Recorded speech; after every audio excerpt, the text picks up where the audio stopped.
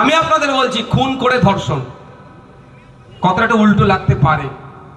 স্বাভাবিকভাবে যদি একটা ডেড বডি কোথাও পাওয়া যায়, ডেড বডি উদ্ধার হলে কি হয়, কেন খুন করেছে এটা হয় না, প্রশ্ন হয় না? তো কেন তিলোত্তমাকে খুন করেছে, যদি এই প্রশ্নটা উত্থাপন করা যদি বেরিয়ে আসে, সেই জন্য ওকে খুন করা হলো, ধর্ষণ তারপরে করানো হয়েছে। আমি এত বড় কথা বললাম, তাকে ধর্ষণ করানো হয়েছে যাতে কি কারণে খুন হতে হলো তিলোত্তমাকে সেটা না জানতে পারে, সেটা চাপা পড়ে যায়। তিলোত্তমাকে কেন খুন হতে হয়েছিল? আপনার আমার বাড়ির মেয়ে, তিলোত্তমাকে খুন হতে হয়েছিল আপনার আমার জন্য।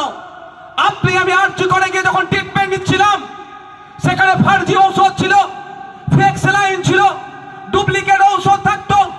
ওটি রুমে এই সঞ্জয় রায়ের মতো ডক্টর, এই সন্দীপ ঘোষের মতো ডক্টররা ওর মধ্যে মচ্ছব করতো। শুধু তাই নয়, ওই যে মর্গে যে সমস্ত মহিলারা থাকতো, সেই মহিলাগুলোর সাথে, মৃত মহিলাগুলোর সাথে অপকর্ম করে ভিডিও করে বিদেশে মার্কেটে বিক্রি করতো। এর প্রতিবাদ আপনার আমার বাড়ির মেয়ে তিলোত্তমা করেছিল, আমার আপনার জন্য করেছিল।